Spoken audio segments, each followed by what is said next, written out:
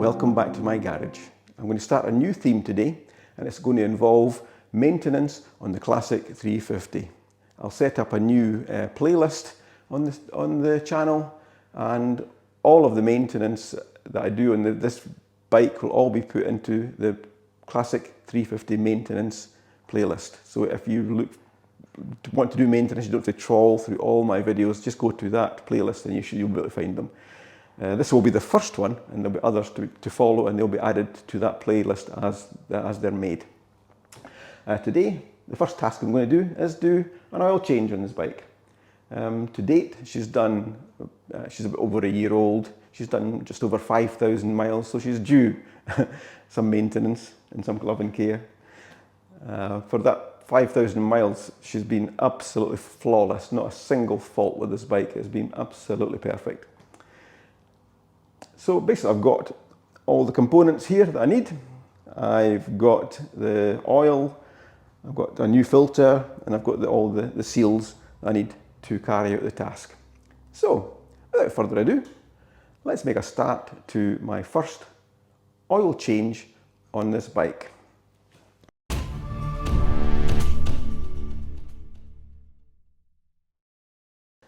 So basically before I start, I have had the bike running. The engine is nice and hot. The oil will be hot, so it should drain out quite easily.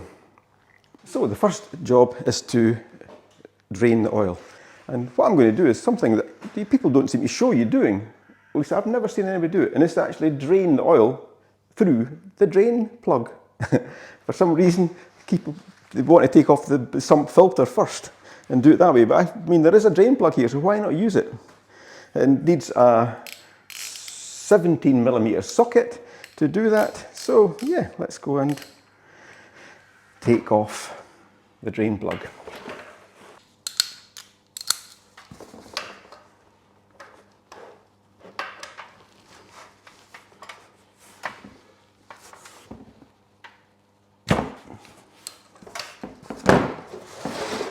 So that's the plug loosened, just in case of unscrewing it. The good thing about COVID-19, everybody has a big supply of plastic gloves to keep their hands clean.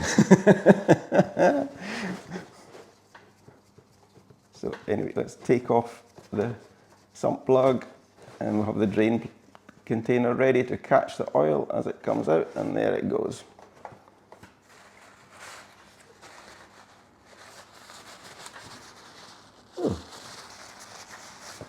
That must be a different part. That's not draining all the oil. That's interesting. This wee section must just have a wee pocket of oil in there. So that's probably why you don't see people draining the oil through that. But equally, if you're trying to get all the oil out, I think you would have to take that off as well. And that's the drain plug that came out of there. So what I need to do is to take off the filter at the bottom underneath. That's held in with two tiny 8mm bolts.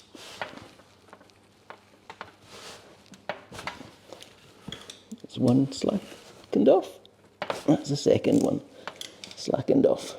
So to stop any mess, what I'm going to do is I'm going to put this drain plug back in again, just to stop any oil dripping out of that. I've got a new washer for that. I'll put a new one on later.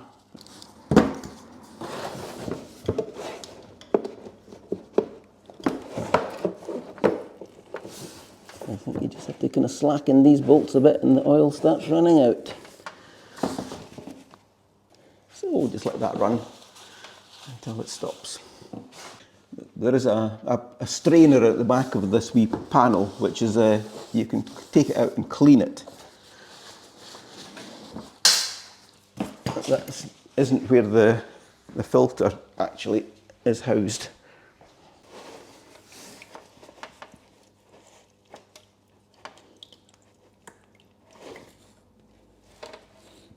I've slackened the screw off a bit more and it's coming out a lot faster. Got one of the screws out. You've got to be careful if the oil's not too hot, because it can burn you. It's getting the oil warm enough so you can change it, but not so you get some oil burns. the cover off and the other screw out. It's a messy job. So I think I'll remove that. I'll leave some paper towels under there to catch any remaining drips.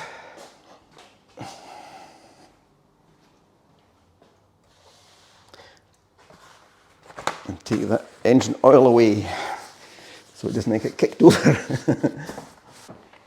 Inside there's supposed to be a filter which should be able to come out.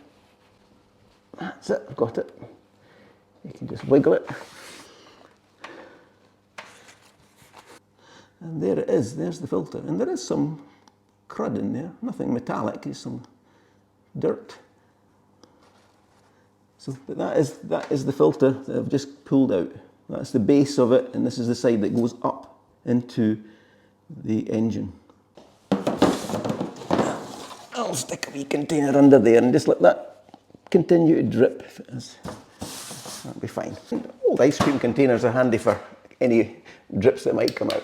This is the housing where the oil filter is actually contained. So we need to open this one up.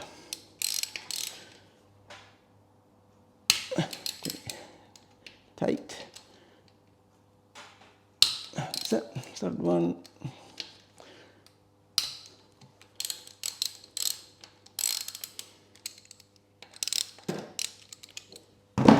So to take these 3 screws out, there might be a wee bit of oil that comes out of there. Yep, there is, and it's dripping into that container. That's good.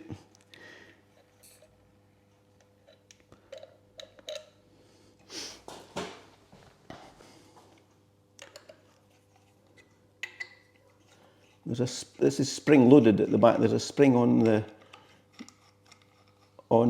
filter, so you feel it this cover being pushed out.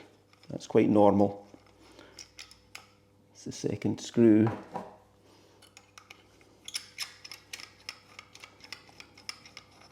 And the third screw out.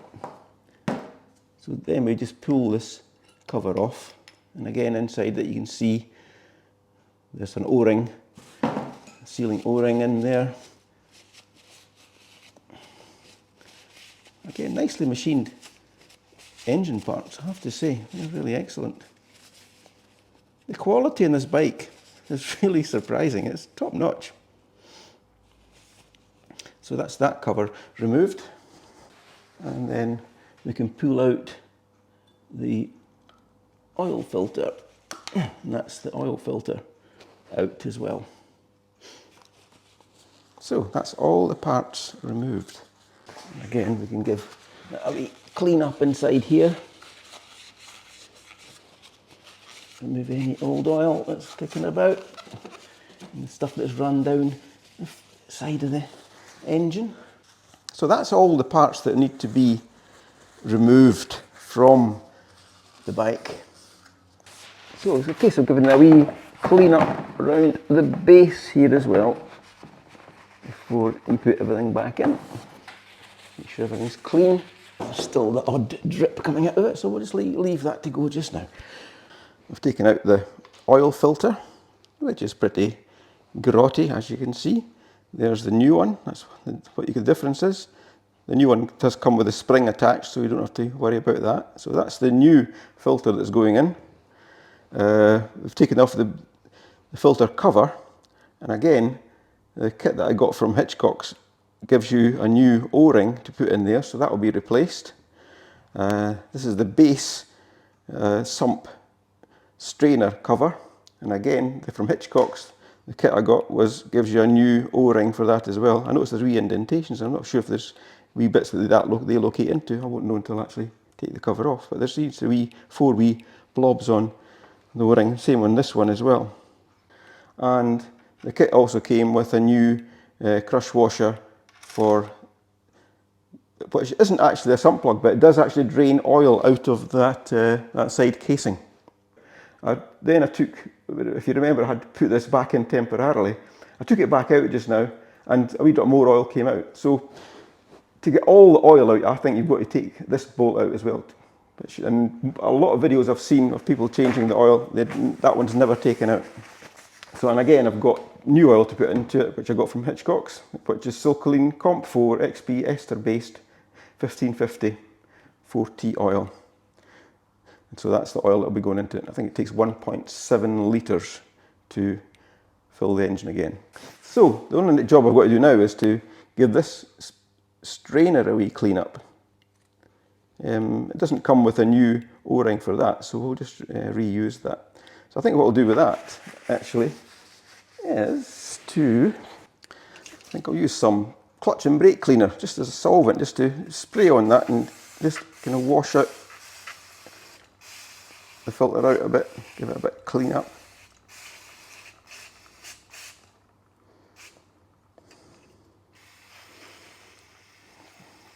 Put it in the from the inside, it will spray back and push the stuff back out. So that looks pretty good. The good thing is there's no sign of any metal particles or anything like that. So basically I want that to dry completely before you put it back into the engine. So that looks pretty clean, I think. You can see it on the camera. Yeah, I think that looks pretty clean, pretty darn good. There was only a few wee bits of dirt caught in this top section. So again, we'll leave that a few more minutes for that to dissolve off. So that's the old O-ring away as well. So put that in there. We'll stick the old filter in there because that's all the bits that will just clean up the groove where the O-ring goes into, and get the new O-ring and basically place it inside like so, and that's it, ready to go back on. Again, we'll do the same thing with the sump cover. There's a new O-ring for that, so we'll take that O-ring off if we can get it out. So that's the old O-ring removed. Again, we'll dump that in there with the stuff that's going in the bucket. Give that a wee groove a clean up, remove any dirt from it. So again, that is ready to go back in. We'll put on a new O-ring onto that as well. So that's a nice brand new O-ring. Again, now that's that part ready to go back on the bike. And the last piece was that sump plug. And I'll take off the crush washer. That's the old one. And this is the new copper washer that's going on as well. So that's everything ready to go back into the bike. Before you fit the new oil filter, it's important to soak it in engine oil before you put it into the bike. So the easiest way is to get like a container from an aerosol can. Make sure it's not one with a drain hole so it will leak out, and just put a wee drop of oil in there and set the oil filter into it, and just let that soak in for a wee while. So in the meantime, we can basically fit the strainer and the sump plug and leave that one till the end. So we'll fit the strainer in, give it one wee last clean up under there, and then put the strainer in. It goes with the O-ring upwards, and it should just you feel it popping into place. That's it. Quite easy. It's amazing how there's always still wee drips of oil come out. And then offer up the sump plate. 2 screws in. Let's seat right up. This just small 8mm socket you need for this one. They're small bolts. This doesn't take a lot of pressure to tighten it up. So don't be heavy-handed. You don't want to strip this at all. It doesn't take much to seal it. And before you put it, just make sure you've put the O-ring in correctly. So that's it, fully seated by hand. Just give it a wee nip up evenly on both sides. Just enough. No more. Don't be heavy-handed at all. That's perfect. perfect, but it'll do. So that's the strainer cleaned and refitted to the bike. The next job is to put in this wee sump plug. Again, it goes in over here. Just screw that back in. That's it. That's it fully in as far as it will go. And give that a wee tighten up as well. Again, these don't need to be over tightened. Just nip it up and just make it tight, and that's it. That's all that needs. So that's that in. So we're almost finished. So now the oil filter's been soaking in oil. So we need to basically refit that back into that housing.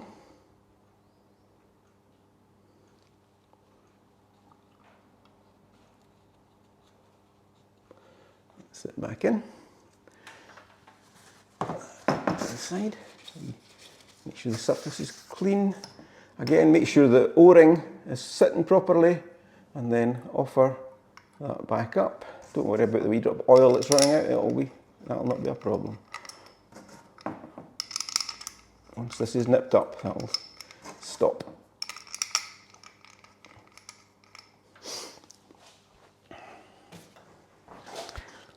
So, basically, screw all the 3 screws in evenly. But it's quite important to make sure the oil filter is oiled, because when you first start the bike after it's been the oil change, there won't necessarily be all the oil in all the places it should be in. And the longer the items inside the engine are running dry, that's when the more danger will occur. So it gives it a head start, actually, being able to, and a wee wipe up that wee bit that just ran out there. Just tighten up these Allen screws. Same procedure, just give them a wee tighten. You don't have to be heavy-handed with this. That's perfect. We're almost there. We've replaced the oil filter, we've cleaned the strainer, we've drained all the oil out of the engine. All that has to be done now, and we've tightened up all the bolts.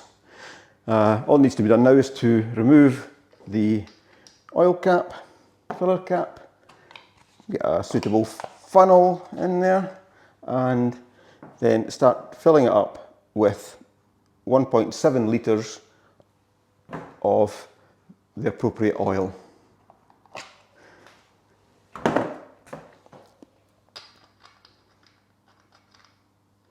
And then once you've got the oil in, replace the filler cap, and she's ready to go.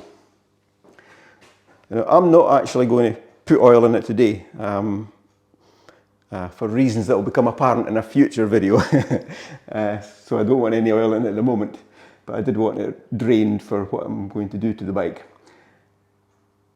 So again, basically you would start the engine, let it run for about 10-15 seconds would probably be enough. The oil pressure light should go off, and then after about 10-15 seconds, stop the engine and watch the oil level. It should, within about 15 seconds or so, it should rise up to the top level on the wee sight glass, and then you know that you've got the correct oil level in there. And it should be done on the centre stand, I should say, so the bike's level on the centre stand, not on the side stand. So that's basically how to change the oil in a Royal Enfield Classic 350.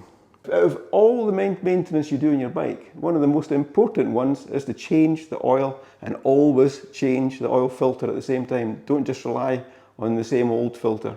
That is the one thing that will maintain the life and reliability of your engine, is having good quality oil changed at regular intervals. Anyway, I hope you've enjoyed this wee video. It's the first time I've actually used the ABBA lift, which has made it, for filming it's made it much easier, but it's also made it much easier for me as well. It's worked a treat. Anyway, for now, hope you've enjoyed the video. Take care and ride safe, and we'll catch you on the next one. Bye for now.